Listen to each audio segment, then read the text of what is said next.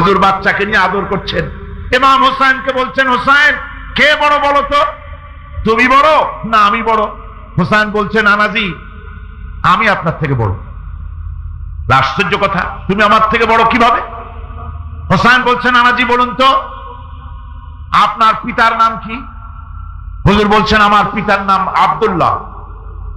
হোসেন বলছেন, এই আব্দুল্লাহ এই পর্যন্তই শেষ, আপনি তো আমার পিতার মতো পিতা পান নাই, আমার আব্বার মতো আব্বা আপনার আছে।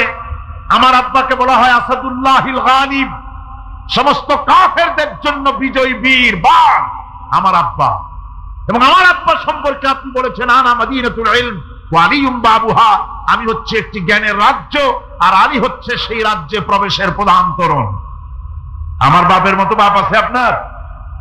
হুজুর আশ্চর্য হয়ে গেলেন, বাচ্চা বলে কি? ভাবতে অবাক লাগে। হযরত আলী রাদিয়াল্লাহু তাআলা আনহু, ওমর রাদিয়াল্লাহু তাআলা আনহুর জামানায় তিনি রাতের বেলায় ঘুমায় আছেন, স্বপ্নে দেখছেন যেন তিনি নামাজ পড়ছেন রাসূল করিম সাল্লাল্লাহু আলাইহি সাল্লামের পেছনে, ফজরের নামাজ। নামাজ শেষ হওয়ার পর রাসূল করিম সাল্লাল্লাহু আলাইহি সাল্লাম পেছনের দিকে ফিরে বসেছেন, কথাবার্তা বলছেন। হযরত আলী মসজিদ থেকে বেরিয়েছেন, দরজার কাছে এসে দেখেন এক বুড়ি এক পাত্র খোরমা নিয়ে দাঁড়ানো। বুড়ি বলছেন, আলী আবার ভেতরে যাও, এই পাত্র ভরা খোরমাগুলি নিয়ে আল্লাহ রসুলকে দাও আর বলো এটি আমার বাগানে, নতুন বাগানের খোরমা, তিনি খাবেন এবং সাহাবায়ে কিরামদের মধ্যে ভাগ করে দিবেন। হযরত আলী ভেতরে প্রবেশ করলেন, হুজুরকে খোরমার পাত্র দিয়ে ঘটনা বিবরণ করলেন। রাসূল করিম সাল্লাল্লাহু আলাইহি সাল্লাম পাত্র থেকে একটি খোরমা উঠায়া হযরত আলীর মুখের মধ্যে দিলেন। হযরত আলী স্বপ্নের ভিতরে খেজুরটি খাচ্ছেন। ইত্যাবসারে ফজরের আজান হলো, আজানের আওয়াজ শুনে হযরত আলীর ঘুম ভেঙে গেল। কিন্তু ঘুম ভেঙেছে ঠিক, রাসূল করিম সাল্লাল্লাহু আলাইহি সাল্লামের হাতের দেওয়া খোরমার স্বাদ তখনও আলীর মুখের মধ্যে রয়েছে। উযু করে মসজিদ নববীতে প্রবেশ করলেন। তিনি দেখতে পাচ্ছেন মসজিদ নববীতে ইমামতির জায়গায় কে দাঁড়ানো? হযরত ওমর রাদিয়াল্লাহু তাআলা। ইসলামের নিয়ম এটা। ইসলামী শাসন ব্যবস্থায় রাষ্ট্রপ্রধান যিনি হবেন তিনি সেই দেশের সব থেকে বড় মসজিদে ইমামতি করার, খুতবা দেওয়ার যোগ্যতা তার থাকতে হবে। হযরত ওমর রাদিয়াল্লাহু তাআলা আনহু ফজরের নামাজ পড়লেন। এখন কিন্তু আর স্বপ্ন না, এখন কি বাস্তব। ফজরের নামাজ শেষ করে হযরত ফারুক রাদিয়াল্লাহু তাআলা আনহু পেছনের দিকে ফিরে বসেছেন।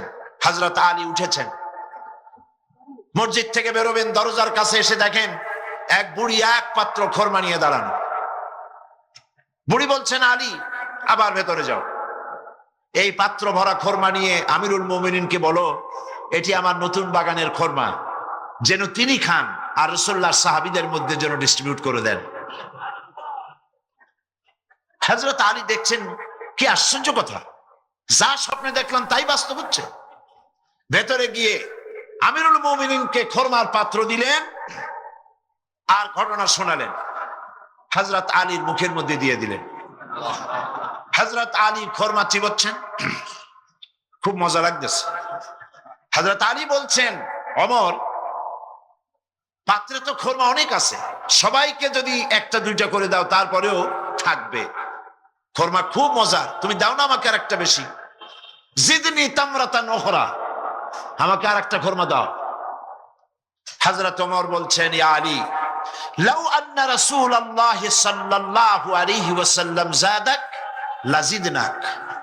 হে আলী, রাসূল করিম সাল্লাল্লাহু আলাইহি ওয়াসাল্লাম স্বপ্নের ভেতরে তোমাকে যদি একটার বেশি খোরমা দিতে, আমিও তোমাকে একাধিক খোরমা দিয়ে দিতাম। হযরত আলী রাদিয়াল্লাহু তাআলা আনহু বলছেন, ইয়া ওমর আহিয়া রুইয়া রাআইতাহা আম হিয়া গায়বুন আম ইত্তালাত আলাইহি। এটা কি, এটা কি তুমি স্বপ্ন দেখেছো আমার মতো, না গায়েব থেকে তোমাকে জানানো হয়েছে? আমাকে রাসূলুল্লাহ স্বপ্নে একটা খোরমা দিলেন, তা তুমি টের পাইছো কেমনে, কিভাবে টের পেলে? এটা কি স্বপ্ন দেখেছো না গায়েব? হযরত ওমর বলছেন, ইয়া আলী ওয়াল্লাহি মা হিয়া রুইয়া ওয়ালা গায়ব ওয়ালাকিন্নাল মুমিনা ইযা আখলাসা কলবাহু ইয়ারা বিনূরিল্লাহ। মূল বক্তব্য হচ্ছে, হে আলী এটা স্বপ্নও নয়, এটা গায়ব থেকেও আমাকে জানানো হয়নি। মূল কথা হচ্ছে আল্লাহর কোন মুমিন বান্দা যখন আল্লাহর জন্য হয়ে যায়, ব্যক্তিতে, পরিবারে, সমাজে, রাষ্ট্রে, জীবনের সব ক্ষেত্রে যদি কোনো মুমিন বান্দা আল্লাহর গোলাম হয়ে যায়, তো আল্লাহর সাহায্যেই সে দেখতে পায়। হযরত ওমর কোথায় ছিলেন আর কোরআন তাকে কোথায় নিয়ে গেল? সুবহানাল্লাহি ওয়া বিহামদিহি। আমরা দেখতে পাচ্ছি কোরআন যাদের কাছে পৃথিবীতে তারাই সব থেকে বেশি মার খায়, ঠিক কিনা? বসনিয়ায় মার খায় কারা? চেচনিয়ায় কারা? দাগেস্তান বার্মায় কারা? ফিলিপিনে কারা? কাশ্মীরে কারা? প্যালেস্টাইনে কারা? সারা বিশ্ব জুড়ে আজ মুসলমানরাই মার খাচ্ছে। তার অর্থ কি এই দাঁড়াবে যে মুসলমানরাই হচ্ছে কোরআন তাদের কাছে আছে বলে এই কারণেই তারা মার খাচ্ছে? না। আল্লাহ রাব্বুল আলামিন কোরআনে কারীমের ভিতরে বলেছেন, তাহা মা আনজালনা আলাইকাল কুরআনা লিতাশকা। নবী হে, কোরআন আমি এই জন্য নাজিল করি নাই যে আপনি ভাগ্য বিপর্যস্ত হবেন, হতভাগ্য হয়ে যাবেন, এজন্য কোরআন আসে নাই। কোরআন এসেছে ভাগ্যকে সুপ্রসন্ন করে দেওয়ার জন্য। যাদের কাছে কোরআন থাকবে তারা শাসিত হবে না, যাদের কাছে কোরআন থাকবে তারা বিশ্বকে শাসন করবে। আজ কোরআন ঘরে থাকা সত্ত্বেও আমরা এই কোরআন থেকে ফায়দা নিতে পারলাম না। এমন একখানা কিতাব যার কাছে আসতে বলে লোহাগুলি পাথর হয়ে, লোহাগুলি সোনা হয়ে যায়, পাথরগুলি হীরকখণ্ডে পরিণত হয়ে যায়। কবি বলছেন, উতর কর গারে হেরা সে সুয়ে কওম আয়া, উতর কর গারে হেরা সে সুয়ে কওম আয়া, और के नुस्खे किमिया सतलाया। রাসূল করিম সাল্লাল্লাহু আলাইহি ওয়াসাল্লাম হেরা পাহাড় থেকে নেমে এলেন, হাতে আনলেন একখানা পরশ পাথর, সৌভাগ্য স্পর্শমণি কোরআন। এই কোরআনের সংস্পর্শে যেই এলো তার ভিতরে পরিবর্তন এসে গেল। কোরআন জিরোকে, কোরআনের সাথে যদি কোনো হিরো আসে আর যদি বেয়াদবি করে, হিরোকে কোরআন জিরো বানায় দেয়। আবার যদি কোনো জিরো আসে, জিরোকে কোরআন শরীফ হিরো বানায় দেয়। তার নমুনা আমরা দেখতে পাই হযরত ওমর রাদিয়াল্লাহু তাআলা আনহু কত বড় জাহিল ছিলেন। আল্লাহ নবী হত্যা করতে আসতে পারেন, কত বড় জাহিল হলে পরে তিনি নবী হত্যা করতে আসলেন, কিন্তু তিনি নবী হত্যা করতে পারেন নাই। কোরআন তার জাহালাতের কল্লা কাটিয়ে দিয়েছে। কোরআনের আওয়াজ শুনে, কোরআন তেলাওয়াত করে তার মনের পরিবর্তন হয়ে গিয়েছে। রাসূলের কাছে এসেছেন তরবারি হাতে। হুজুর জিজ্ঞেস করলেন, ওমর কি মতলব নিয়ে এসেছো? ওমর বললেন, মতলব তো খারাপই ছিল, কিন্তু কোরআন পড়ার পরে আমার মতলব পরিবর্তন হয়ে গেছে। জীবনের 26টি বছর কুফরির অন্ধকারের ভিতরে ডুবেছিলাম, আমাকে তাওহীদের আলোর সন্ধান দিয়ে দিন। নবীজি তাকে পড়তে বললেন, লা ইলাহা ইল্লাল্লাহু মুহাম্মাদুর রাসূলুল্লাহ। লাকান ওমর, ওমরকে আল্লাহ অবশ্যই নবী বানায় দিতেন। তাহলে ওমর কোথায় ছিলেন আর কোথা থেকে আল্লাহ তাকে কোথায় নিয়ে গেলেন? আল্লাহ পাক বলছেন, ইয়া আইয়ুহাল্লাযীনা আমানু হাল আদুল্লুকুম আলা তিজারাতিন তুনজিকুম মিন আযাবিন আলীম تؤمنون بالله ورسوله وتجاهدون في سبيل الله بأموالكم وأنفسكم ذلكم خير لكم إن كنتم تعلمون صدق الله العظيم আল্লাহ পাক বলছেন, হে বিশ্বাসীরা, যারা তোমরা ঈমান এনেছো, শোনো, আমি কি তোমাদের কেমন একটি ব্যবসার কথা বলবো না, যে ব্যবসায় তোমাদেরকে জাহান্নামের কঠিন শাস্তি থেকে রক্ষা করবে? তার মানে অবশ্যই বলবো, সেই ব্যবসাটা হচ্ছে আল্লাহর সাথে ব্যবসা করতে হবে। ব্যবসার পুঁজি কয়টা বলেছিলাম? তিনটি। একটি হলো ঈমান বিল্লাহ, আল্লাহর প্রতি ঈমান। আরেকটি হচ্ছে রাসূলের প্রতি ঈমান। আরেকটি হচ্ছে, জোরে বলুন। আমরা আল্লাহর প্রতি ঈমানের কথা আলোচনা করেছি, রিসালাতের প্রতি ঈমানের কথা কিছুটা বলেছি, বাকি কথা আজকে আলোচনা করতে চেষ্টা করবো ইনশাআল্লাহ। তবে আপনারা খেয়াল রাখবেন, শয়তান যেন কাউকে মাহফিল থেকে উঠায় দিতে না পারে, সেজন্য খেয়াল রাখবেন, মজবুত হয়ে বসতে চেষ্টা করবেন, যাতে সবগুলি কথা শোনার সৌভাগ্য অর্জন আমরা করতে পারি। আর আখিরি মোনাজাত, এই লাখো জনতার বিশাল মোনাজাতে আমরা যেন শরীক হতে পারি, আল্লাহ যেন তৌফিক দান করেন, বলি আমিন। রাসূলের প্রতি ঈমান, সেই ঈমানের কিছু কথা গতকাল বলেছিলাম, আজকে বাকি আরো কিছু কথা। রাসূলের প্রতি ঈমানের অর্থ শুধু এতটুকু নয় যে মাথায় টুপি পরলাম, দাড়ি রাখলাম, জামা গায়ে দিলাম, এতটুকুনি শুধু নয়, বরং রাসূল হচ্ছেন আমাদের আদর্শ, এটা বিশ্বাস করতে হবে। রাসূল আমাদের কি? অনেকে বলে আমরা অমুকের আদর্শ, আমরা অমুকের আদর্শের সৈনিক, বলেন এরকম? এর কোনো মানে নেই। আল্লাহ শিখাচ্ছেন, লাকাদ কানা লাকুম ফি রাসূলিল্লাহি উসওয়াতুন হাসানাহ। আল্লাহ পাক বলেন, তোমাদের জন্য তোমাদের মহত্তম আদর্শ তোমাদের রাসূলের ভেতরে আমি রেখে দিয়েছি। আল্লাহর নবী হচ্ছেন তোমাদের জন্য শ্রেষ্ঠ আদর্শ। সর্বশ্রেষ্ঠ আদর্শ কে? আদর্শ তো তিনিই হবেন যার জীবন কলুষতা মুক্ত, জীবনে কোনো কালিমা নাই, তিনি হবেন আদর্শ, বিশ্বনবী মুহাম্মদ সাল্লাল্লাহু আলাইহি ওয়াসাল্লাম। এই জন্য আমাদের প্রাণ প্রিয় স্লোগান আল্লাহু আকবারের পরে তোমার নেতা আমার নেতা, এটা কি সকলের জন্য? তাহলে জান খুলে পড়ে বলেন না, তোমার নেতা আমার নেতা কে? বলেন সাল্লাল্লাহু আলাইহি ওয়াসাল্লাম, তিনি হচ্ছেন আমাদের নেতা। আমি এর জন্য মাঝে মধ্যে প্রশ্ন করি, আপনারা যাদেরকে নেতা মানেন, নেতার প্রশংসায় রাত দিন 24 ঘন্টা জিকির আজগার করেন, সেই নেতা জীবনে মিথ্যা কথা বলে নাই, মানুষকে ঠকায় নাই, জেনা ব্যভিচার করে নাই, হত্যা করে নাই, প্রতারণা করে নাই, মদ পান করে নাই, এ ব্যাপারে আপনারা কি নিশ্চিত? তাহলে কিভাবে নিজেরা নেতা তৈরি করে তার পিছনে ঘোরেন? নেতা তো তিনি যার জীবনে কোনো কলুষতা নাই। তিনি কে? বিশ্বনবী মুহাম্মদুর রাসূলুল্লাহ সাল্লাল্লাহু আলাইহি ওয়াসাল্লাম। পৃথিবীর সমস্ত নেতাদের ক্যারেক্টার দুই রকম। ক্যারেক্টার কয় রকম? একটা হলো পাবলিক ক্যারেক্টার, আর একটা হচ্ছে পার্সোনাল ক্যারেক্টার। জনগণকে দেখাবার জন্য এক চরিত্র, আর ভেতরে হলো আর এক চরিত্র। সেই জন্য তারা বলে, আমি যা বলি তাই তোমরা করো, আমি যা করি তা তোমরা দেখবা না।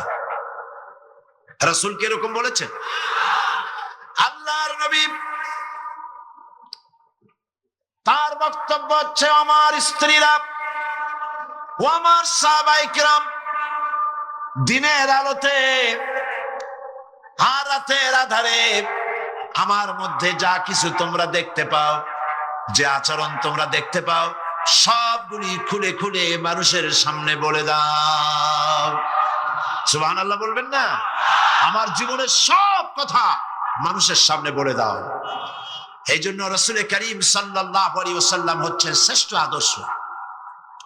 তার নীতিকে অনুসরণ করতে হবে জীবনের সব ক্ষেত্রে।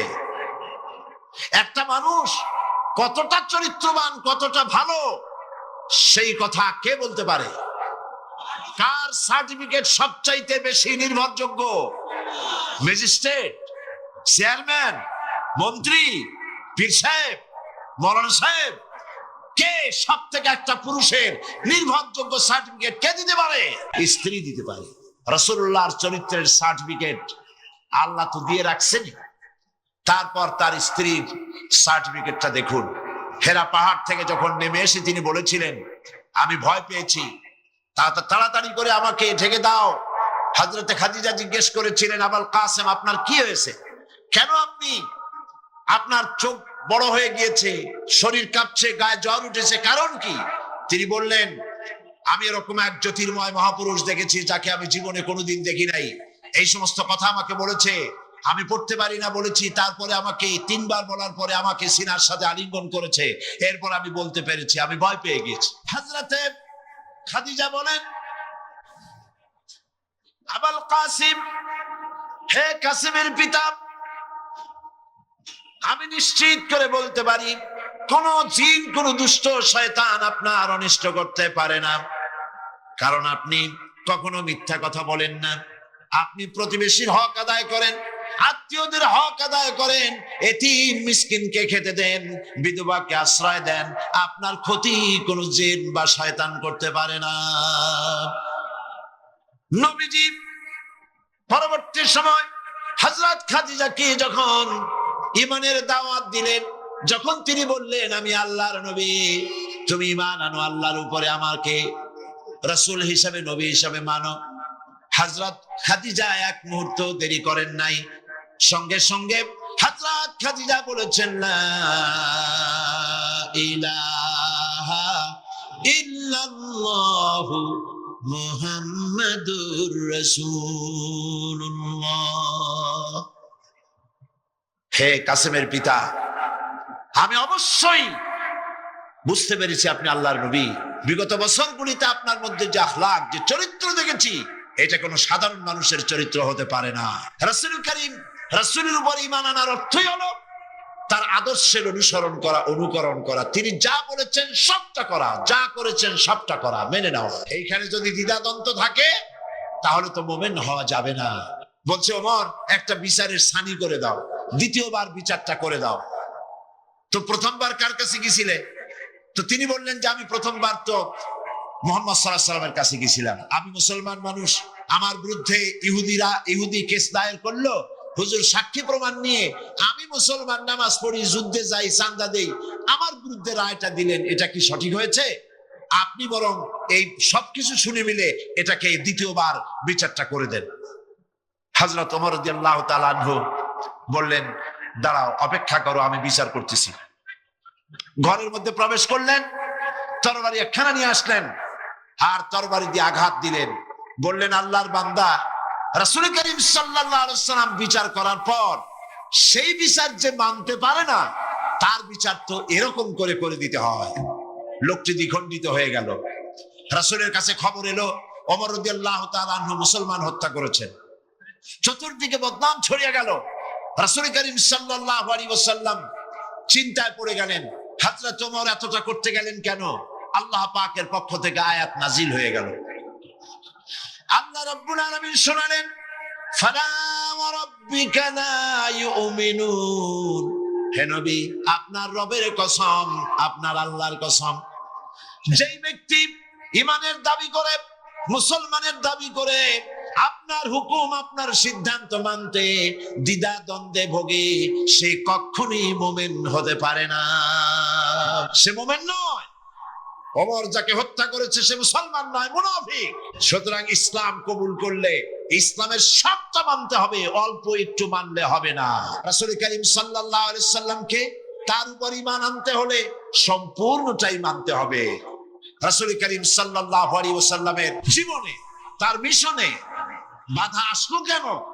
বাধা এই জন্য এসেছে, বাধা যে হয়েছে এটা তো আপনারা নিশ্চয়ই জানেন। বাধাটা দিল কারা? সে কথা গতকাল বলেছি।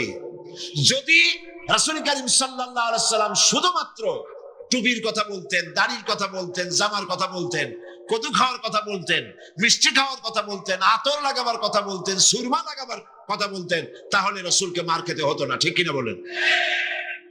এই ধরুন আমি যদি আপনাদের বলি, ভাইরা আপনারা সকলে দাড়ি রাখবেন, মাথায় টুপি দেবেন, ভালো জামা টামা, সুন্নতি জামা, লম্বা জামা পরবেন, পাগড়ি পরবেন, আপনারা কি আমাকে মারতে আসবেন নাকি? আপনারা বলবেন তো ভালো কথাই, মন্দ কি? তো রাসূলুল্লাহ মারটা খাইলেন কেন? দাড়ি রাখতে বলেছে তো ভালো কথা, পুরুষের দাড়ি হলে তো খুব ভালোই লাগে, দাড়ি যত বড় হয় আরো সুন্দর লাগে, আর বেশি ঘন হলে শীতকালে মাফলারের দরকার হয় না, গলাটা ঢেকে থাকে, কত সুন্দর। মূল বিষয়টা হলো মারতে আসার কারণটা ছিল এই, মার খেয়েছেন রাসূল এই কারণে তিনি পৃথিবীর বুকে আল্লাহর জমিনে আল্লাহর আইন প্রতিষ্ঠা করতে চেয়েছেন। আল্লাহ রাব্বুল আলামিন বলেছেন, আলা লাহুল খালকু ওয়াল আমর, জেনে রাখো সৃষ্টি যার, আইন চলবে তার, অন্য কারো নয়। আইন চলবে কার? আল্লাহ পাকের আইনকে জমিনে প্রতিষ্ঠার জন্য পয়গম্বরেরা দায়িত্ব পালন করে গেছেন। সুতরাং নবীর উপরে ঈমান আনার অর্থ ইয়া নবী সালাম আলাইকা বলা নয় শুধু, নবীর উপর ঈমান আনার অর্থ দাড়ি আর টুপি লাগানো নয় শুধু, নবীর উপরে ঈমান আনার অর্থ হলো দাড়ি টুপি জামা সহ, পাগড়ি সহ, মেসওয়াক সুরমা যা যা রাসূল করেছেন বলেছেন সব সহ দিন প্রতিষ্ঠার জন্য জিহাদে অংশগ্রহণ করতে হবে।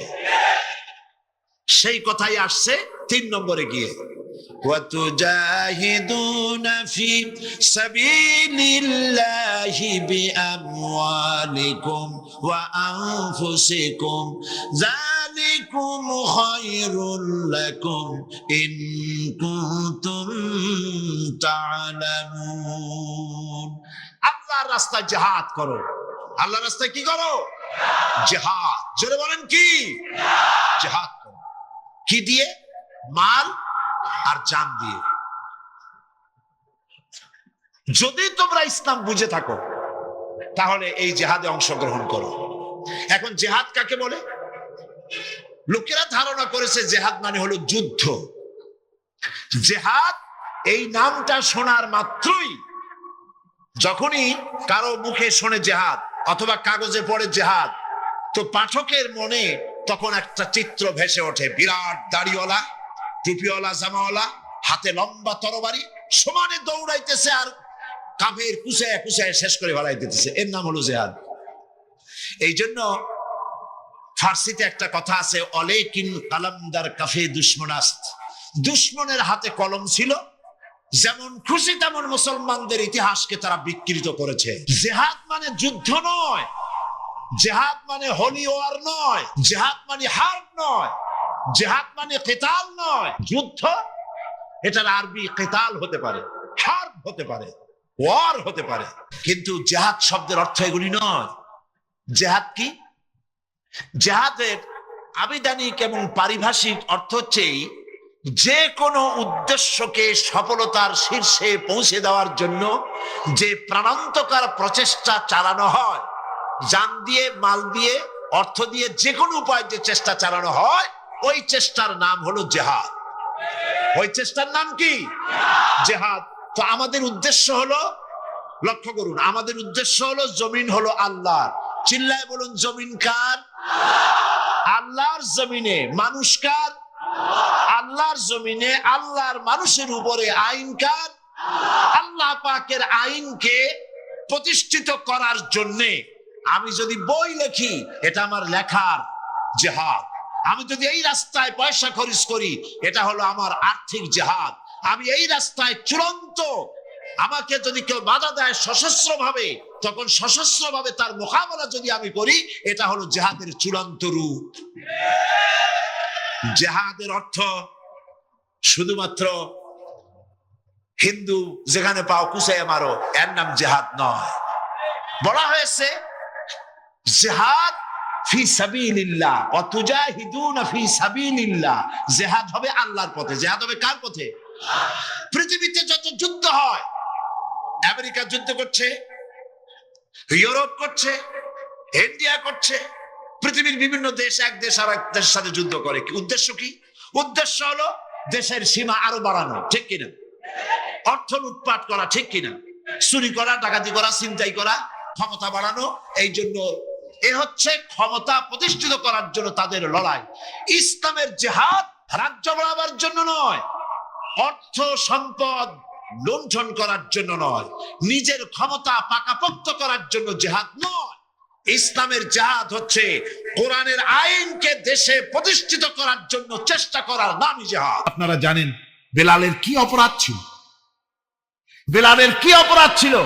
অপরাধ শুধু কলেমা পড়েছে। এই অপরাধে বেলালকে তারা মেরেছে, তাকে ঘুমাতে দেয় নাই, খাবার দেয় নাই। এরপরেও যখন তিনি কালেমা ছাড়েন নাই, হযরতে বেলালকে উটের পায়ের সঙ্গে রশি দিয়া বেঁধে উটকে তাড়ায় দিয়েছে। উট দৌড়াতেছে, বেলাল দড়ির মাথায় বাঁধা। বেলালের শরীরটা পাথরের সঙ্গে আঘাত লেগে লেগে পিঠের চামড়া ছিঁড়ে যায়, মাথার চামড়া ছিঁড়ে যায়। উট আর দৌড়াতে পারে না।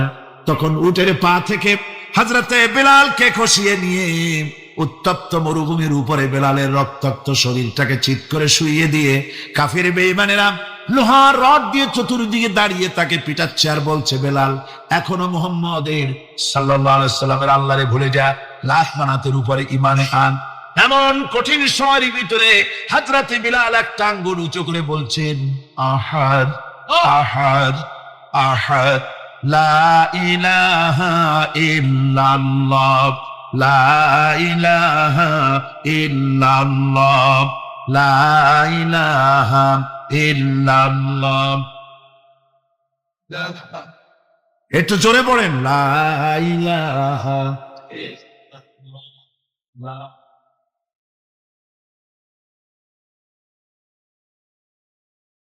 লা ইলাহা ইল্লাল্লাহু মুহাম্মাদুর রাসূলুল্লাহ। আমার ভাইরা, ওরা হযরতে খাব্বাবকে বেঁধেছে, খুঁটির সাথে বেঁধে চতুর্দিক থেকে তীর নিক্ষেপ করছে, তরবারি মারতেছে, শরীরের গোশত টুকরা টুকরা হয়ে পড়তেছে। এরপরে কাফেরের নেতা বলতেছে, থামো, একটা কথা বলে নেই। জিজ্ঞেস করছে, খাব্বাব তোমাকে ছেড়ে দিতে পারি একটা শর্ত যদি মানো। তোমার পরিবর্তে এখানে এনে আল্লাহর নবীকে, তোমাদের নবীকে এনে বাঁধবো, তার উপর অত্যাচার করব, এটা যদি মানো তোমারে ছেড়ে দিতে পারি। এতক্ষণ ধরে যিনি তীর তরবারির আঘাত নীরবে সহ্য করতেছিলেন, এখন মানুষের এই কথার আঘাত তিনি সহ্য করতে পারলেন না। হযরতে খাব্বাব ডাক দিয়া বলেন, ও কাফির বেঈমানেরা শোনো, তোমাদের হাত দিয়া আল্লাহর নবীকে এখানে এনে, তোমাদের হাত দিয়ে তীর তরবারি তো দূরের কথা, তোমাদের নাপাক হাত দিয়া আল্লাহ নবীর গায়ে যদি একটা ফুলও নিক্ষেপ করো, আমার শরীরের ভিতরে এক ফোঁটা রক্ত থাকতে আমি তা বরদাস্ত করব না। চতুর্দিক থেকে মার আরম্ভ হয়ে গেল, গায়ের গোশত পড়ে যায়। হযরতে খাব্বাব মনে করলেন এখন তো আর জীবন বাঁচবে না, বুঝি মরে যাব। তিনি তখন বললেন, রব্বুল আলামিন, আমার তো সময় হয়ে এসেছে বোধহয়, আমার এখন জীবনের শেষ মুহূর্তে আমার মন চায় যদি দুইটা সেজদা তোমারে দিতে পারতাম, 2 রাকাত নামাজ যদি পড়তে পারতাম, জীবনটা আমার খুশি হয়ে যেত। কিন্তু আমি বান্ধা, কেমন করে আমি সেজদা দেব? সেজদা দেওয়ার কোনো উপায় আমার নাই। তবে কাবা শরীফের দিকে আমার মুখ ঘুরানো আছে, আমি আমার মাথাটা একটুখানি নিচু করে নিলাম।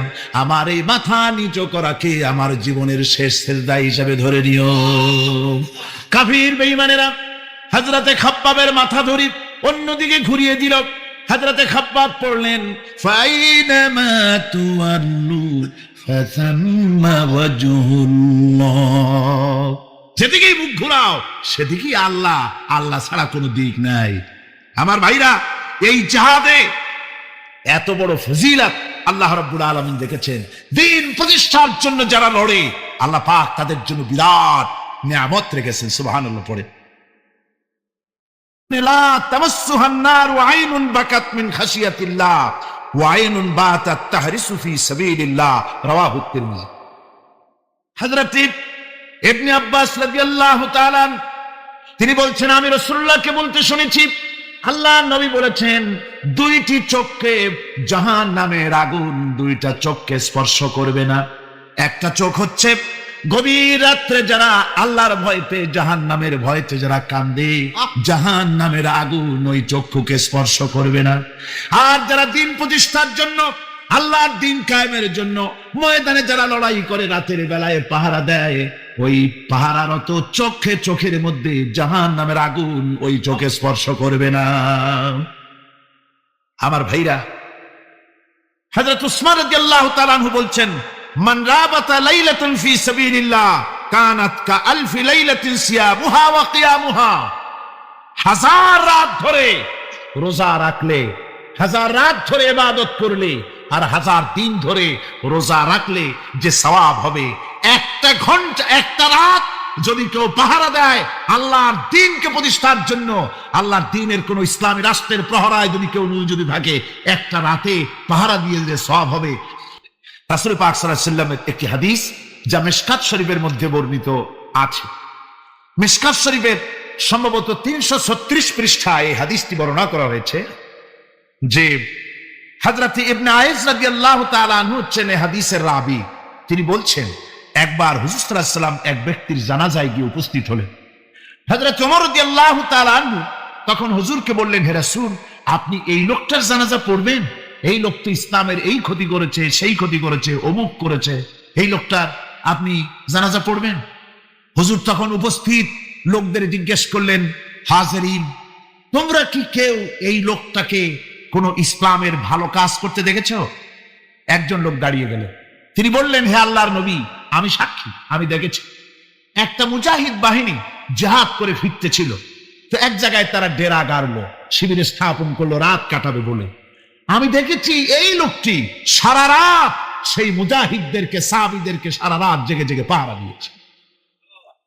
আল্লাহর নবী জানাজার ইমামতি করলেন, আর এরপরে তাকে কবরের মধ্যে মাদফুন করে দিয়ে নবীজি তার কবরের পাশে দাঁড়িয়ে বললেন, ইন্না আসহাবাকা ইয়াজুন্নুনা আন্নাকা মিন আহলিন নার ওয়া আনা আশহাদু আন্নাকা মিন আহলিল জান্নাহ।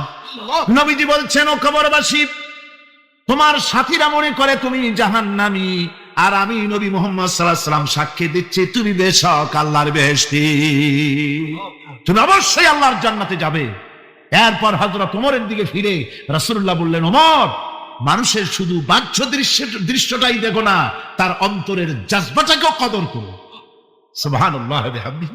এই জিহাদের ময়দানে যারা কাজ করে, জান দেয়, মাল দেয়, আল্লাহ পাক তাদের উপরে রহম করেন। এই জিহাদ হচ্ছে এক অগ্নি পরীক্ষা। এই জিহাদটা কি? অগ্নি পরীক্ষা। এমনি এমনি বেহেশতে যাওয়া যাবে না ভাই। আল্লাহ রাব্বুল আলামিন কোরআনে কারীমের মধ্যে বলেছেন, আহাসিবান নাসু আইয়ুতরাকু আইয়াকুলু আমান্না ওয়া হুম লা ইফতানুন। লোকেরা কি ভেবেছে নাকি যে ঈমান এনেছি এই কথাটা বললেই আমি বেহেশত দিয়ে দিব, মুমিন বলে সার্টিফাই করব? না, যখনই তারা বলবে আমি মুমিন, আমি তখন তাকে অবশ্যই পরীক্ষা করব, এই পরীক্ষায় তাকে পাশ করতে হবে। কোরআনে কারীমে আল্লাহ রাব্বুল আলামিন অনেক জায়গায় এই কথাগুলি বলেছেন, এমনি এমনি ছেড়ে দেওয়া হবে না।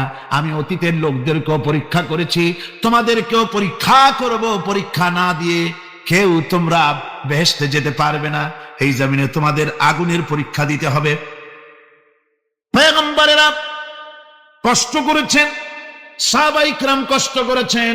আল্লাহ রাব্বুল আলামিন তিনি বলছেন, আম হাসিবতুম আন তাদখুলুল জান্নাতা ওয়া লাম্মা ইয়াতিকুম মাসালুল লাযীনা খালাউ মিন ক্বাবলিকুম মাসাতহুমুল বাসাউ ওয়াদ-দাররাউ ওয়া যুলজিলু হাত্তা ইয়াকুলার রাসূলু ওয়াল্লাযীনা মা'হু মাতা নাসরুল্লাহ আলা ইন্না নাসরাল্লাহি করিব।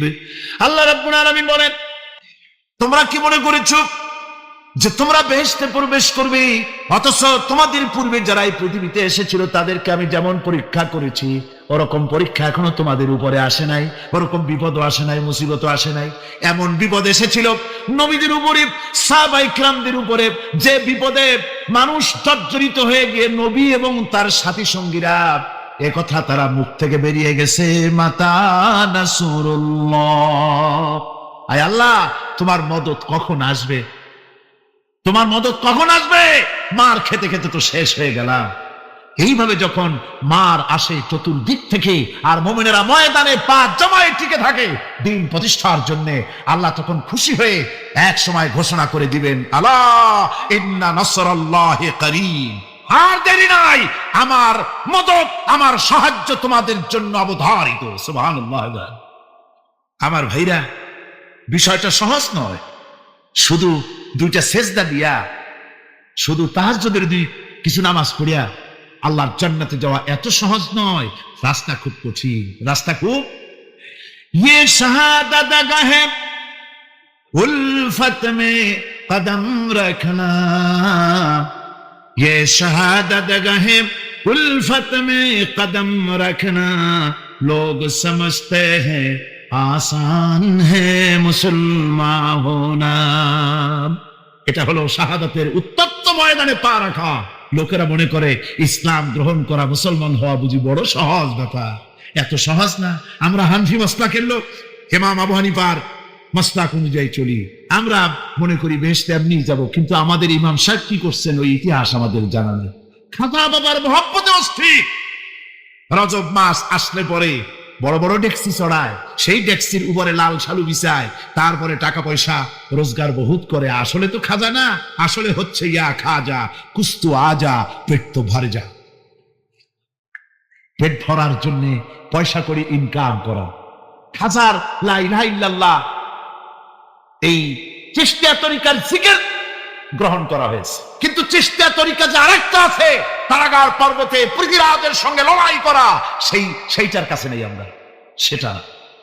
আর আমার মায়ের সামনে আমাকে পেটানো হয়, যেন মা আমাকে বলে যে এদের সাথে একমত হয়ে যা, সেই জন্য পেটানো হয়।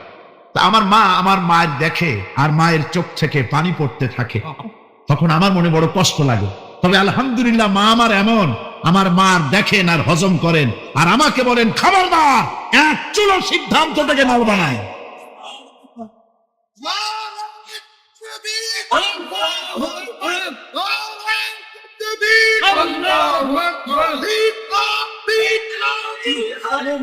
আমার ভাইরা, ইমাম মালিক 28 দিন পর্যন্ত তাকে বাতিলরা বেঁধে দিয়ে গেছে, হাত পিঠ মোড়া দিয়ে 28 দিন বাঁধা।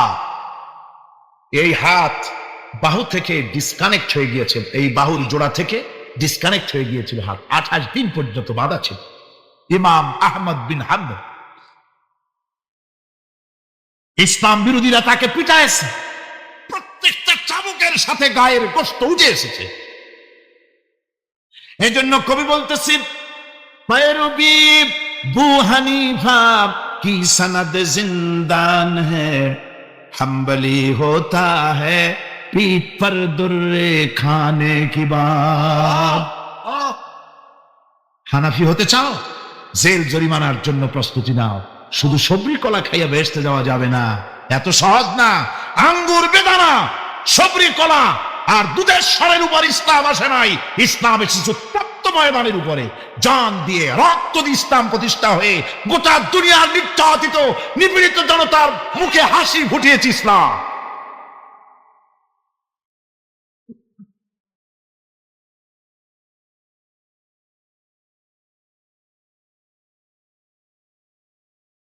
আমার ভাইয়েরা, এই জাহাজ যখন শুরু হয়ে যাবে, মুসলমানেরা যখন আল্লাহর দয় বিধান কায়েমের জন্য যখন লড়াইয়ের ময়দানে যখন ঝাঁপায়া পড়বে, সে ময়দানে যদি তাদের অস্ত্র কম থাকে, জনসংখ্যা কম থাকে, আল্লাহ রাব্বুল আলামিন ওয়াদা করেছেন, ওয়া কানা হাক্কান আলাইনা নাসরুল মুমিনিন।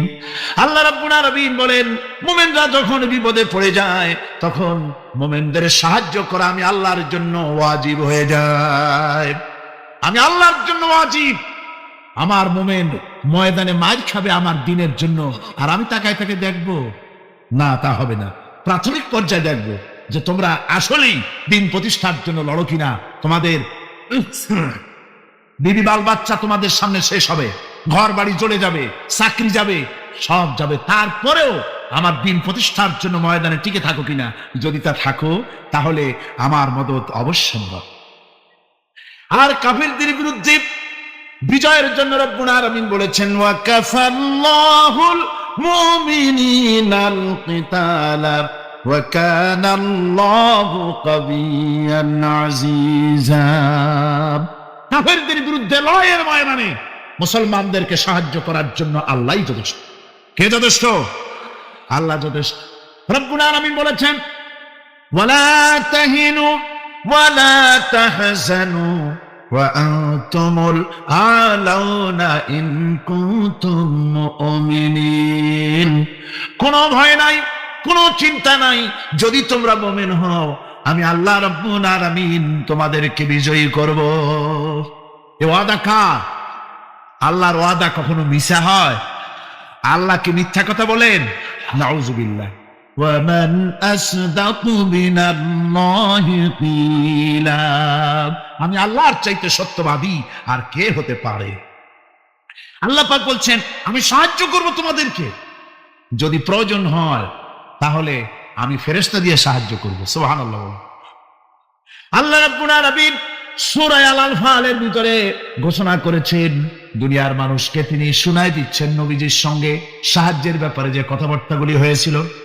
ইয তাস্তাগীসুনা রাব্বাকুম ফাস্তাজাবা লাকুম আন্নী মুমিদ্দুকুম বিআলফিম মিনাল মালাইকাতি মুরদিফিন।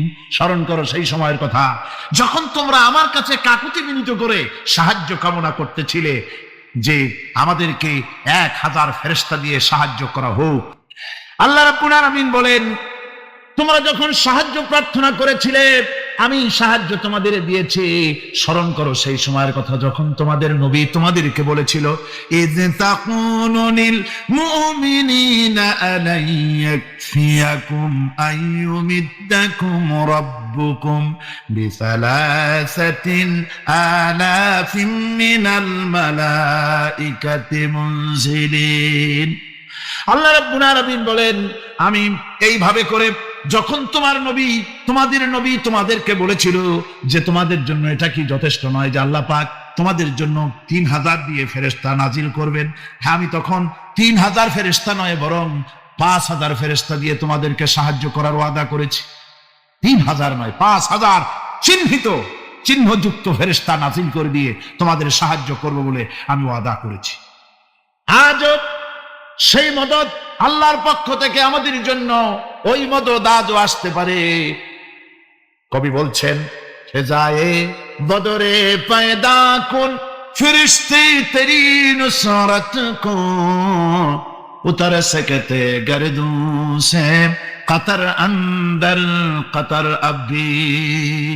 বদরের মুসলমানদের মতো যদি ঈমান তোমাদের আসে তাহলে আজও আকাশ থেকে কাতারে কাতারে ফেরেশতা আমি আল্লাহ অবতীর্ণ করে দিতে পারি। সুবহানাল্লাহ ওয়া বিহামদিহি।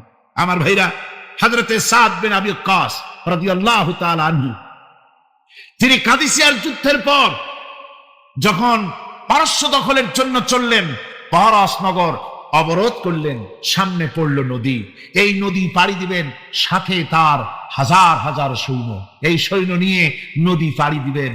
জিজ্ঞেস করলেন সাহাবীদের তোমরা কি চাও? ইসলামের আন্দোলন, ইসলামের জিহাদ, আল্লাহর দ্বীন এখানেই শেষ হয়ে যাক এটা চাও, না ইসলামের এই কলেমার আওয়াজ নদীর ওপারেও নিয়ে যেতে হবে, অথচ আমাদের কাছে কোনো পারাপারের কোনো নৌকা নাই, কি করতে চাও? সাহাবীরা বললেন আমরা আপনার অর্ডার ফলো করব, আমরা এই নদীর ওপারে গিয়েও কালেমার পতাকাকে উড্ডীন করতে চাই, কালেমার সুশীতল ছায়াতলে গোটা দুনিয়াকে আনতে চাই। ইতিহাস লিখতেছি 60,000 সৈন্য তাদের অশ্ব নিয়ে, তাদের উষ্ট্র নিয়ে, তাদের মালপত্র নিয়ে, জিহাদের সামান নিয়ে শ্রাবণীর খরস্রোতা নদী, উত্তাল তরঙ্গমালায় ভরা নদীর উপর থেকে এই সাহাবীরা পাড়ি দিয়ে ওপার চলে গেলেন।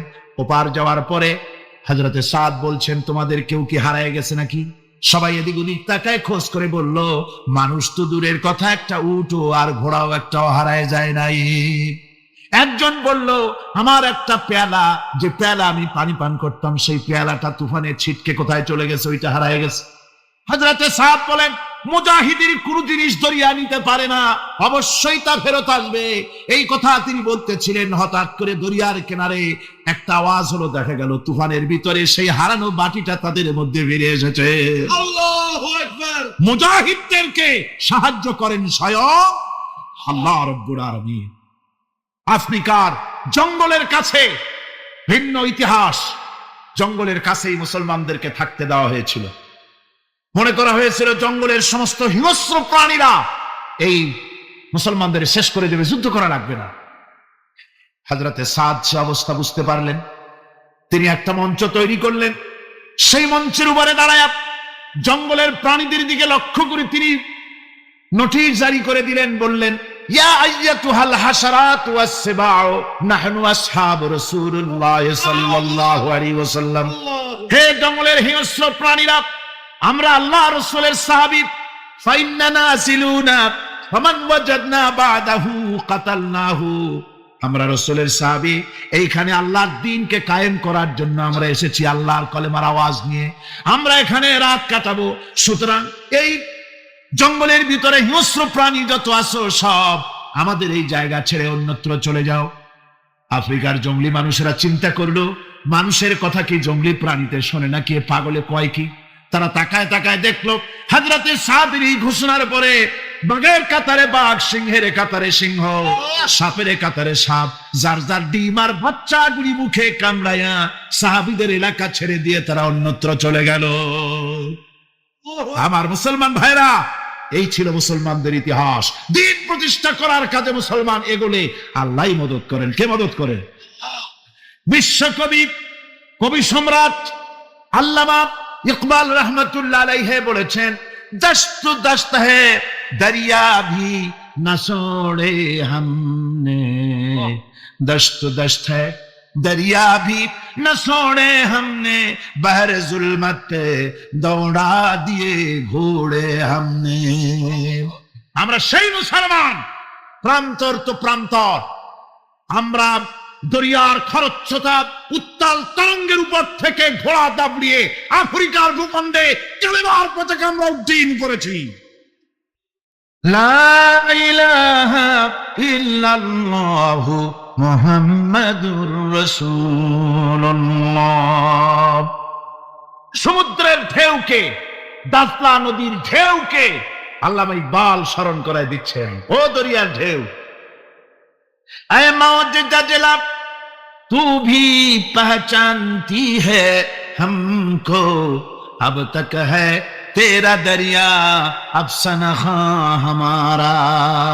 হে টাইগ্রিসের উত্তাল উত্তাল তরঙ্গমালা, নিশ্চয়ই তোমার ভুলে যাওয়ার কথা নয় যে তোমার উপর থেকেই আমরা দরিয়া পার হয়ে উপরে গিয়ে কালেমার পতাকা উড্ডীন করেছিলাম। আমরা সেই মুসলমান। আজ ইসলামী চেতনা হারায়া আমরা আজকে দুনিয়ার মধ্যে সবচাইতে লাঞ্ছিত, পদদলিত, হেয় প্রতিপন্ন জাতিতে পরিণত হয়েছি। আমার ভাইরা, মহাকবি, বিশ্বকবি, কবি সম্রাট আল্লামা ইকবাল রহমতুল্লাহ আলাইহি সুন্দর করে বলেছেন, মুসলমানদেরকে লক্ষ্য করে বলেছেন, ঘোষণা করো, বাতিলদেরকে জানায়া দাও, আমরা মাথা নত করার জাতি নই। আমরা মাথা নত করার জাতি? ভারত আজ আমাদের দিকে চোখ রাঙায়, ভারত চোখ রাঙায় তাকায় আমাদের দিকে। দুনিয়ার অনেকেই আমাদের দিকে চোখ রাঙায়। বিশ্বকবি আল্লামা ইকবাল বলেছেন, বাতিল সে দবনে ওয়ালে আয়ে আসমান হি হাম, বাতিল সে দবনে ওয়ালে আয়ে আসমান হি হাম, सोबर कर चुका है तू इम्तिहान हमारा। বাতিলের সামনে মাথা নত করার জাতি আমরা নই। ওই আকাশ সাক্ষী, এ জমিন সাক্ষী। আমরা মাথা দিয়েছি কিন্তু মাথা নত করি নাই, শিন দিয়েছি আমামা দেই নেই, সে জাতি আমরা। সুবহানাল্লাহ ওয়া বিহামদিহি। সেই জাতি আজ দুনিয়ার বুকে লাঞ্ছিত, পদদলিত হচ্ছে। কারণ কি? কারণ হচ্ছে একমাত্র এই যে আমরা আমাদের জীবনের উদ্দেশ্য ভুলে গিয়েছি। আমার ভাইয়েরা, আল্লাহর এই রাস্তায়, আল্লাহর এই দিন প্রতিষ্ঠার জন্য লড়াই হবে, জেহাদ হবে। জেহাদের কথাই বলতেছি। এই জেহাদ হলো পৃথিবীর নির্যাতিত, নিপীড়িত মানুষের মুক্তির জন্য জেহাদ। জেহাদ কি জন্যে? আমরা রাষ্ট্রপ্রধান হব, আমরা দেশ দখল করব, নেতৃত্ব দিব, এজন্য নয়। আমরা জিহাদ করব মানুষকে, মানুষের তৈরি করা মতবাদ, নির্যাতন থেকে, জুলম থেকে, অত্যাচার থেকে মানুষকে বাঁচাবার জন্য, মানবতা, নিগৃহীত নির্যাতিত মানবতার মুখে মুক্তির হাসি ফুটাবার জন্য আমরা করব লড়াই। সেই লড়াইয়ে এগিয়ে আসতে হবে তরুণদেরকে। কাদেরকে? জোরে বলতে হবে, কাদেরকে? তরুণদের আসতে হবে। যুবকদের আসতে হবে। আমার আনন্দে বুক ভরে যায় যখন দেখি মাহফিলে, আজকে তো এই মাহফিল কোরআনে কারীমের কথা এই ভূখণ্ডে আল্লাহ বলার তৌফিক দিয়েছেন। 35টি বছর পার হয়ে গেছে, জীবনের 35টি বছর কোরআনে কারীমের সামান্য একটু খেদমত করার তৌফিক আল্লাহ পাক দান করেছে। যখন এই কাজ প্রথম শুরু করি তখন দেখেছি মাহফিলে যারা আসে তাদের 95% দাড়ি পাকা বুড়া মানুষ। কিন্তু দিন যত যেতে লাগলো 71 পার হয়ে গেল, 72, 73, 74 এলো, আস্তে আস্তে দেখা গেল এখন আলহামদুলিল্লাহ তরুণেরা যায় হজ করতে বেশিরভাগ। আজকের মাহফিল দেখুন, দাঁড়ায় দেখতে বলি নেই, জায়গায় বসে আর ডাইনে বা একটু তাকায় দেখেন কারা বেশি, দাড়ি পাকা না যুবক? যুবক আর তরুণ দিয়ে আল্লাহর এই মুজাহিদ, আল্লাহর এই গোলামদের দিয়ে আল্লাহ মাহফিল ভরে দিয়েছেন। জোরে কোন সুবহানাল্লাহ, জোরে কোন আলহামদুলিল্লাহ। এই তরুণ যুবকরাই হচ্ছে ইসলামের সম্পদ। ইসলামের সম্পদ কে? তরুণ আর যুবকেরা। তোমাদের অবদান ইসলামে সব চাইতে বেশি। মনে রাখবেন যুবকেরা, শোনো, ইসলাম প্রতিষ্ঠিত হয়েছে তোমাদের রক্তের উপরে। কাদের রক্তের উপরে? যুবকদের রক্তের উপর। যারা ইসলাম প্রথম কবুল করেছিলেন তারা কিন্তু বুড়ো ছিলেন না কেউ। প্রথম যে ব্যক্তি ইসলাম কবুল করলেন হযরতে সাইয়্যিদুনা আবু বকর সিদ্দিক রাদিয়াল্লাহু তাআলা আনহু, বয়স ছিল 37 বছর। 37 বছর বয়সে দাঁতটা পড়িয়া খুনখুনা বুড়া হয়ে গেছিল নাকি? হযরত ওমর ইসলাম যখন কবুল করেন তখন তিনি ছিলেন 26 বছরের টকবকে যুবক। যৌবনের রক্ত পা এবং মাথা পর্যন্ত শিরায় উপশিরায় ধাবমান এই যুবক হযরত ওমর 26 বছর বয়সের সময় ইসলাম কবুল করেন। হযরত আব্দুর রহমান বিন আউফ যখন ইসলাম কবুল করেন বয়স ছিল মাত্র 17 বছর। হযরত আলী যখন ইসলাম কবুল করেন তখন বয়স ছিল মাত্র 8.5 বছর। তোমাদের মতো তরুণেরা, যুবকেরাই সর্বপ্রথম কালেমার পতাকা ধারণ করে রাসূলকে সাহায্য করেছিল। সুবহানাল্লাহ।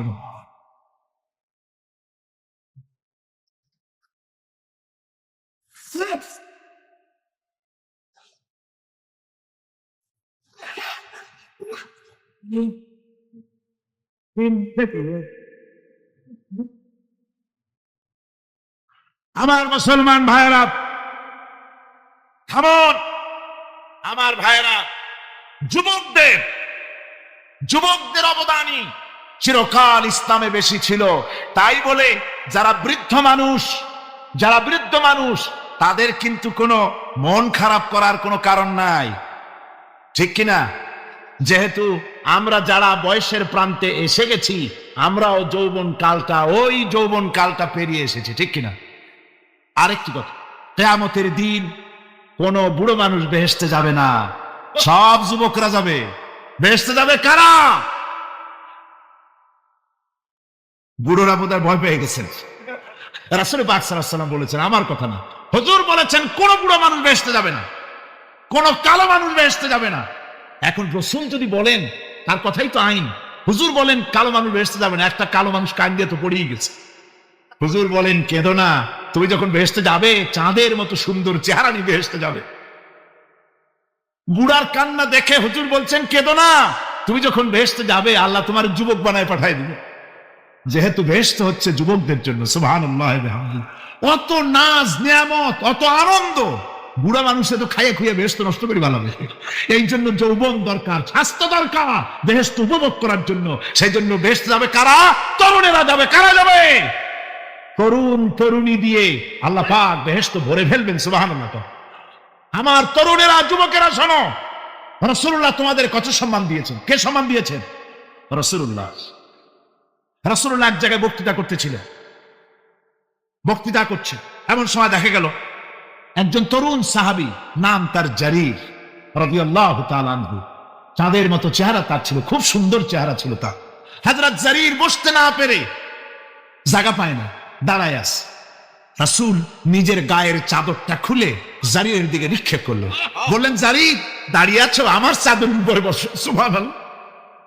হযরত জারীর রাসূলুল্লাহর চাদর নিয়ে চুমা খাইতে লাগলেন আর বললেন, আকরামাকাল্লাহ কামা আকরামতানি ইয়া রাসূলুল্লাহ। হে রাসূল, আল্লাহ আপনার সম্মান আরো অনেক বাড়িয়ে দিক, যেমন আপনি আমাকে মর্যাদা দিলেন হে রাসূল, আপনার চাদরে পৃথিবীর কোনো মানুষ বসতে পারে? আমার তরুণ ভাইয়েরা, আমার যুবক ভাইয়েরা, তোমাদেরকে রাসূল মহব্বত করতেন, ভালোবাসতেন সবচাইতে বেশি। তোমরা আজ বাতিলের শিকার। কার শিকার? বাতিলের শিকার। তোমাদেরকে কি দেওয়া হয়? যে সব রাজনৈতিক দলের যুবক যারা তোমরা এখানে আছো, জিজ্ঞেস করি তোমাদের নেতারা তোমাদেরকে কি দেয়? দেয় অস্ত্র, দেয় টাকা, দেয় নারী ভোগ করার জন্য পয়সা, তোমাদের চরিত্র ধ্বংস করার জন্য সব রকমের হাতিয়ার তুলে দেয়। তোমাদের হাতে শোভা পায় কলম, হাতে শোভা পায় খাতা, হাতে শোভা পায় বই। বই খাতা কলমের পরিবর্তে তোমাদের নেতারা তোমাদের হাতে তুলে দেয় স্ট্যান্ডার, তুলে দেয় হেরোইন, তুলে দেয় টাকা। এরা তোমাদের নেতা নয়, এরা তোমাদের জীবনের দুশ্মন। জোরে বলেন কি? ওই নেতারা যখন রাজনৈতিক প্রোগ্রাম করতে আসে, তখন কি একবারের জন্য তোমাদেরকে বলে, ও ছেলেরা তোমরা কি নামাজ ঠিক মতো পড়ো কিনা? বলে? এই যে রোজা আসতেছে, খবরদার বাবারা তোমরা রোজা রেখো, এরকম কথা বলে নাকি? তোমার উস্তাদদের সম্মান করো, এ কথা বলে নাকি? বরং টাকা দেয়, পয়সা দেয়, যে শিক্ষক তোমার মতের উল্টা করবে ঠ্যাঙ্গাইয়া জনমের মতো টাইট করে দিবা। ঠিক কিনা? তোমার নেতারা কি কোনোদিন বলে নাকি, ও আমার সংগঠনের ছেলেরা মা বাপের খেদমত করবে, মা বাপের সম্মান করবে, খবরদার মা বাপের সঙ্গে বেয়াদবি করবে না, সন্ত্রাস করবে না, অস্ত্রবাজি করবে না, মানুষকে কষ্ট দিবে না, এমন কোনো কথা বলে না? আমার যুবকেরা শোনো, ওরা টাকা দিয়ে, অস্ত্র দিয়ে, পয়সা দিয়ে, মদ দিয়ে ওরা নিজেদের ক্ষমতা টিকায় রাখার জন্য তোমাদেরকে লাঠির মতো ব্যবহার করে।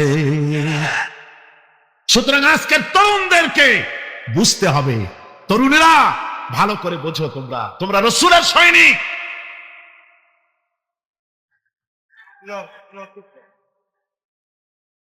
তোমাদের পক্ষে সম্ভব। বসুন। আমি বুঝতে পেরেছি কথা যেহেতু তরুণদের, আর তরুণদের জনসমুদ্র, কাজী জনসমুদ্রের মধ্যে উত্তাল ঢেউ তো সৃষ্টি হবেই, স্বাভাবিক। কিন্তু সেই স্বাভাবিকতার সুযোগ নিয়ে দাঁড়ায় বিশৃঙ্খলার সৃষ্টি করবেন না। আমার ভাইরা, আমরা ইসলাম আমাদের আদব শিক্ষা দেয়। কি শিক্ষা দেয়? আদব। শুধুমাত্র কোন লোক পেশাব পায়খানার কথা বললে তাকে রাস্তা ছেড়ে দেবেন, যেতে বলবে, তা না হলে তো আপনাদেরই অসুবিধা হবে। কথা বুঝতে পেরেছেন? বাকি কেউ উঠবেন না, দাঁড়াবেন না। এত বড় বেহেশতি মাহফিল জীবনে আরেকবার পাবো কোন নিশ্চয়তা আছে? আপনি আমাকে বলেন, আল্লাহর আকাশের নিচে জমিনের উপরে এর থেকে শ্রেষ্ঠ কোন মাহফিল আছে নাকি? কারণ এ মাহফিল কোরআনের মাহফিল। কিসের মাহফিল? এর থেকে শ্রেষ্ঠ মাহফিল আল্লাহর আকাশের নিচে জমিনের উপরে হতে পারে না। সুতরাং বেয়াদবি কেউ করবেন না। তরুণেরা, যুবকেরা, তোমাদের এগিয়ে আসতে হবে। নির্যাতিত মানবতার পাশে তোমাদেরকে দাঁড়াতে হবে। আজ শ্রমিকরা তাদের ন্যায্য পাওনা পাচ্ছে না, কৃষক তাদের উৎপাদনের মূল্য পাচ্ছে না, নারী তার সতীত্বের গ্যারান্টি পাচ্ছে না। মানুষেরা আজ নির্যাতিত, নিপীড়িত। সারা পৃথিবীতে Bosnia, Algeria, Somalia, Palestine, Kashmir, Burma, Philippines, Bharat, পৃথিবীর সর্বত্র নির্যাতিত মুসলমানদেরকে বাঁচাবার জন্য আমার খালিদ বিন ওলীদের উত্তরসূরিরা, সালাউদ্দিন আইয়ুবী, জামালউদ্দিন আফগানি, হযরত আলী উত্তরসূরি, আজকের মাহফিলের যুবক আর তরুণরা, তোমরা কি রক্ত দিতে পারবে? আল্লাহ রাব্বুল আলামিন বলেন, আমার রাস্তায় যারা নিহত হয়েছে, আমার রাস্তায় যারা জীবন দিল, ওরা মরে গেছে এই কথা তোমরা বলো না। ওরা জিন্দা। ওরা কি? আমার রাস্তায়, আমার দিন প্রতিষ্ঠার জন্য, মানবতার মুখে হাসি ফুটাবার জন্য, নির্যাতিত মানবতার গোলামীর জিনজির থেকে তাদেরকে বাঁচাবার জন্য সংগ্রাম করতে গিয়ে যারা জীবন দিল, ওরা মরে নাই, ওরা জিন্দা। ওরা কি? জিন্দা। আল্লাহ বলেন, আল্লাহ পাক বলেন, ওরা জিন্দা তোমরা জানো না? আমার কাছ থেকে তারা রিজেক্ট প্রাপ্ত হয়। যারা শহীদ হয়, শাহাদাতের কথা শুনে যাদের ভয় লাগে, অস্ত্রের খোঁচা খায়া, গুলি খায়া, বায়োনেট খায়া, ড্যাগারের গুতা খায়া মরা, জানি কত যন্ত্রণা। নবীজি বলতেছেন, আন আবি হুরায়রা রাদিয়াল্লাহু তাআলা আনহু আন্না রাসূলুল্লাহ সাল্লাল্লাহু আলাইহি ওয়াসাল্লাম মা ইয়াজিদু শাহীদু মিন মাসিল কাতল কামা ইয়াজিদু আহাদুকুম মিন মাসিল কারছা। তিরমিজি, নাসাই। আল্লাহ নবী বলেছেন, হযরত আবু হুরায়রা হাদিসটি বর্ণনা করেছেন, নবীজি বলেছেন শাহাদাতের মওত হলো তোমাদের কেউ যদি আরেকজনকে একটা চিমটি কাটে, ওই চিমটি কাটায় যতটুকু যন্ত্রণা, শাহাদাতের মওতের এর চাইতে বেশি কিছু যন্ত্রণা নয়। শাহাদাতের মওতটা হচ্ছে একটা সেতু। এটা কি সেতু? এটা ব্রিজ। এপারে দুনিয়া, ওপারে আল্লাহ। সুবহানাল্লাহ ওয়া বিহামদি। মরার সাথে সাথে দিদার ইলাহি নসিব হয়ে যাবে। সুবহানাল্লাহ ওয়া বিহামদি। সাহাবায়ে কেরাম, আপনি চিন্তা করেন, তাদের মা বাবা বিবি বাল বাচ্চা সন্তান সবকিছুকে ফেলে রেখে আল্লাহর দ্বীনের জন্য রক্ত দিতে পেরেছেন। কি কারণে? জীবনকে তাদের কাছে তুচ্ছ মনে হয়েছে। এই জীবন জীবন নয়, ওই জীবনই তো সবচাইতে সেরা জীবন, যে জীবনে আমার মাওলা আমার উপরে খুশি হয়ে যাবে। সুবহানাল্লাহ। আমার মাবুদ আমার উপরে খুশি হয়ে যাবে। ওইটা হচ্ছে সবচাইতে নিয়ামতের মওত। এই জন্যে রাসূল সাল্লাল্লাহু আলাইহি ওয়াসাল্লাম বলেছেন, কেউ যদি শাহাদাতের তামান্না করে দিল থেকে, সে যদি তার বিছানায়ও মরে, আল্লাহ পাক ওটাকে শাহাদাত হিসেবে ধরে নেবে। হযরত ওমর রাদিয়াল্লাহু তাআলা আনহু দোয়া করতেন, আল্লাহুম্মা রযুকনি শাহাদাতান ফি সাবিলিক ওয়াজআল মাউতি ফি বালাদি রাসূলিক। আয় আল্লাহ, তুমি দয়া করে মেহেরবানি করে আমাকে শাহাদাতের পেয়ালা পান করাও। শাহাদাতের মওত সবচেয়ে নিয়ামতের মওত। কিয়ামতের দিন এই শহীদ তার আত্মীয়স্বজনের ব্যাপারে 70 জন লোকের ব্যাপারে আল্লাহর কাছে সুপারিশ করার মতো পাওয়ার লাভ করবে। শহীদ ভাইরা, এ শাহাদাত নসিব হওয়ার জন্য তামান্না আমাদের দিলের মধ্যে থাকা উচিত। আল্লাহ দ্বীন প্রতিষ্ঠার জন্য প্রয়োজনে আমরা জান দিব, মাল দিব। পারবো না? পারবো কিনা? আমার ভাইরা, আব্দুল উজ্জা মক্কা শরীফে বাড়ি, 20 বছরের যুবক, কলিজার মধ্যে সবসময় চায় এতিম মানুষ, বাপ মারা গেছে, একেবারে ছোট অবস্থা, খুব গরিব। চাচা তাকে বড় করেছে, চাচা তাকে ঘর দিয়েছে, বাড়ি দিয়েছে। বুখারীর হাদিস, বুখারী শরীফে এসেছে। বাড়ি ঘর জায়গা জমি সোনা দানা টাকা পয়সা উট ঘোড়া সব দিয়েছে, প্রতিষ্ঠিত করে দিয়েছে। কিন্তু আব্দুল উজ্জা শান্তি পায় না। রাসূল পাক সাল্লাল্লাহু আলাইহি ওয়াসাল্লাম দ্বীনের দাওয়াত দিচ্ছেন, মন চায় তাওহীদের এই সূরা সেও পান করে, কিন্তু চাচার ভয়তে পারে না। মনটা চাচ্ছে, আহা, চাচা যদি ইসলাম কবুল করতো তাহলে আমার জন্য ব্যাপারটা সহজ হয়ে যেত। এভাবে চিন্তা করতেছে। হঠাৎ একদিন রাসূল পাক সাল্লাল্লাহু আলাইহি ওয়াসাল্লাম হিজরত করলেন। এরপরে আব্দুল উজ্জার ধৈর্যের বাঁধ ভেঙে গেল। আব্দুল উজ্জা গিয়ে বলছে, চাচা, মুহাম্মদ সাল্লাল্লাহু আলাইহি ওয়াসাল্লামের নাম তো নিশ্চয়ই শুনেছেন। বলে, হ্যাঁ শুনেছি। তিনি যে ইসলামের দাওয়াত দেন, ওটা আপনার কাছে কেমন লাগে? তার মানে বলছে যে আমার কাছে তো খুব ভালো লাগে। চাচা, ইসলাম কি কবুল করবেন? এই অগণিত মূর্তির সামনে মাথা নত করে আমাদের কোনো লাভ নাই। ওই মূর্তিগুলি আমাদের কোনো সাহায্য করতে পারে না। এক আল্লাহ বিশ্বাস করার জন্য মুহাম্মদ সাল্লাল্লাহু আলাইহি ওয়াসাল্লাম আমাদের বলেছেন। চাচা বলছে, খবরদার, এই কথা যদি আবার উচ্চারণ করো তাহলে আমি তোমাকে যা দিয়েছি সব ছিনায় নেব। আব্দুল উজ্জা বলছেন, তাহলে আর আমি সহ্য করতে পারলাম না। চাচা, আপনার সামনেই আমি ঘোষণা করলাম, একদিন চাপা রেখেছি, আর পারলাম। আমি ঘোষণা করে দিলাম, লা ইলাহা ইল্লাল্লাহু মুহাম্মাদুর রাসূলুল্লাহ। চাচা বলল, তুমি এর পরিণতি জানো? আব্দুল উজ্জা বলল, কি পরিণতি? চাচা বলতেছি, এই কলেমা পড়ার কারণে আমি তোমাকে যা দিয়েছিলাম, ঘোড়া দিয়েছি, উট দিয়েছি, বাড়ি দিয়েছি, সব আমি তোমার কাছ থেকে ছিনাইলাম, সব ফেরত দিতে হবে। তিনি বললেন, আমি রাজি আছি, আমি রাজি আছি। আপনি আমার সোনা দানা ঘোড়া উট আর ঘর বাড়ি যা দান করেছেন, এই দুনিয়াটার মালিকও যদি আমারে বানাই দিতেন, আমি এর বিনিময়ে কলেমা পড়া থেকে আর আমি নিজেকে থামায় রাখতে পারি না। বলে, আমার সব আমাকে ফেরত দাও। বলল, দিলাম, যা আপনি দিয়েছেন সব আপনাকে ফেরত দিলাম।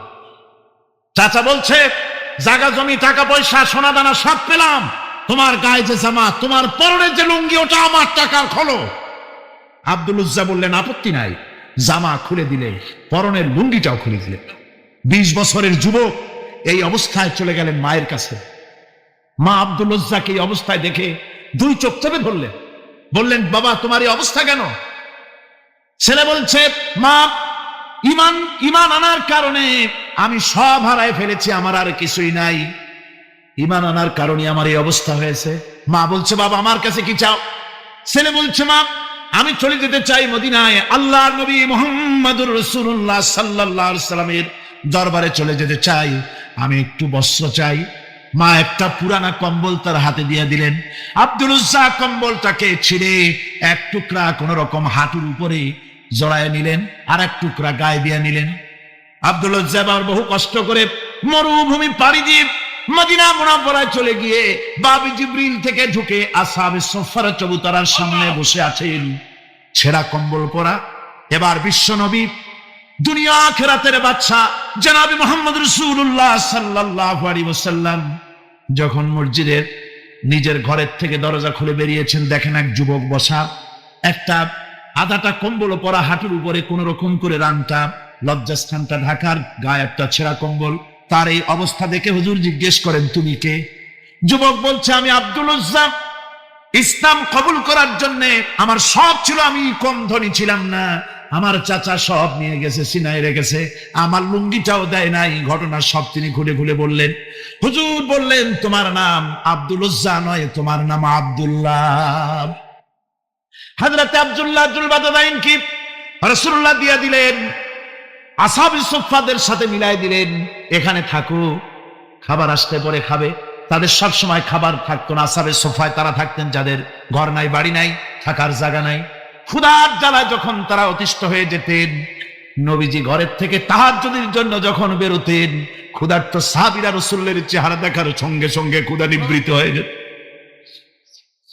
হযরত রাসূল পাক সাল্লাল্লাহু আলাইহি ওয়াসাল্লাম আব্দুল্লাহকে ওনাদের মধ্যে ভিড়ায় দিলেন। আব্দুল্লাহ এবার কোরআন শরীফ পড়ে। কোরআন শরীফ পড়তে গিয়া চিল্লায় চিল্লায় তিনি পড়েন, আস্তে আস্তে পড়েন না। সাহাবীরা বিরক্ত হয়ে রাসূলের কাছে নালিশ করলেন যে বড় চিল্লায় কোরআন পড়ে, আমাদের নামাজেও ডিস্টার্ব হয়। হুজুর বলেন, সাহাবীরা কেউ আব্দুল্লাহর ব্যাপারে কোনো কথা বলবে না, তারে চিল্লাইতে দাও, যেহেতু ঈমানের জন্য তারে বড় মূল্য দিতে হয়েছে। পরনের লুঙ্গিটা পর্যন্ত আনতে পারে নাই, যত খুশি চিৎকার করে আল্লাহর কালাম পড়ুক। তাবুকের যুদ্ধ, রাসূলুল্লাহ তাবুকের দিকে রওনা করেছেন, 30,000 সৈন্য নিয়ে রওনা করেছেন। ওই জিহাদে মানুষেরা প্রাণ ভরে রাসূলুল্লাহকে সাহায্য করেছেন। মেয়ে লোকেরা নাকের ফুল, কানের দুল, গলার হাল খুলে খুলে রাসূলের কদম মোবারকে দিয়ে দিয়েছে। ধনীরা টাকা পয়সা সব দিয়েছে। হযরত আবু বকর তো যা ছিল সব এনে দিয়েছে, কিছু ছিল না ঘরে। রাসূল রওনা করলেন। প্রতিমধ্যে হযরত আব্দুল্লাহ জুলবাজাদাইন আল্লাহর নবীর খেদমতে হাজির হয়ে বলেন, হুজুর সবাই তো সব দিল, আমার কিছুই নাই, কিছু দিতে পারলাম না। হুজুর আপনি আমার জন্য দোয়া করেন, আমি যেন এই তাবুকের ময়দানে কাফেরদের বিরুদ্ধে লড়াই করে যেন শহীদ হয়ে যেতে পারি। মাল দিতে পারি নাই, কিন্তু আল্লাহর জন্য যেন আমার জীবনটা দিয়ে দিতে পারি। হযরত আব্দুল্লাহ জুলবাজাদাইন শাহাদাতের তামান্না করে রিসালাতে মাহবের কাছে দাঁড়িয়েছেন। হুজুর বললেন, একটা গাছের বাকল নিয়ে আসো। একজন একটা বাকল নিয়ে এলো। রাসূলুল্লাহ ওই বাকলটা আব্দুল্লাহ জুলবাজাদাইনের হাতে লাগাই দিলেন। রাসূলুল্লাহ বললেন, আয় আল্লাহ, আমি আব্দুল্লাহ রক্ত কাফেরদের জন্য হারাম করে দিলাম। হযরত আব্দুল্লাহ বলছেন, ইয়া রাসূলুল্লাহ, আমি চাইছিলাম শহীদ হব, আর আপনি আমার রক্তটা হারাম করে দিলেন কাফেরদের জন্য। আল্লাহর নবী বলেন, আব্দুল্লাহ রে, কোনো চিন্তা করো না, তোমার মৃত্যু যদি জ্বরেও হয়, আল্লাহ রাব্বুল আলামিন তোমার শাহাদাতের দরজা দিয়ে দিবেন। তাবুকের প্রান্তরে চলে গেলেন। কয়েকদিন ওই তাবুকের ময়দানে থাকায় রাসূলের কাছে খবর এলো, আব্দুল্লাহ মারাত্মক জ্বরে আক্রান্ত হয়ে ইন্তেকাল করেছেন। রাসূলুল্লাহ বললেন, আমি জানাজা পড়াবো। হযরতে আব্দুল্লাহর জানাজা হলো গভীর রাত। কবরের ভিতরে একজন দাঁড়ায়া লাশ ধরার জন্য একজন কবরের ভিতরে দাঁড়িয়েছে।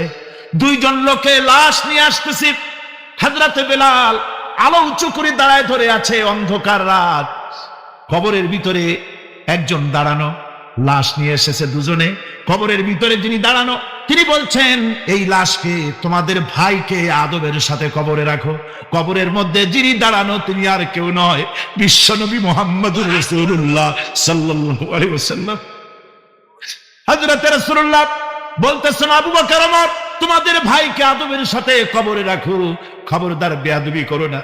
কবরের মধ্যে আল্লাহ নবী আব্দুল্লাহ জুলবাজাদাইনকে নিজ হাতে শোয়াই দিয়া কবরের উপরে পাথর বিছিয়ে দিয়ে নবীজি বললেন, রব্বুল আলামিন, আজকের এই সন্ধ্যা পর্যন্ত আমি আব্দুল্লাহর প্রতি রাজি ছিলাম, তুমিও আব্দুল্লাহর প্রতি সন্তুষ্ট হয়ে যাও।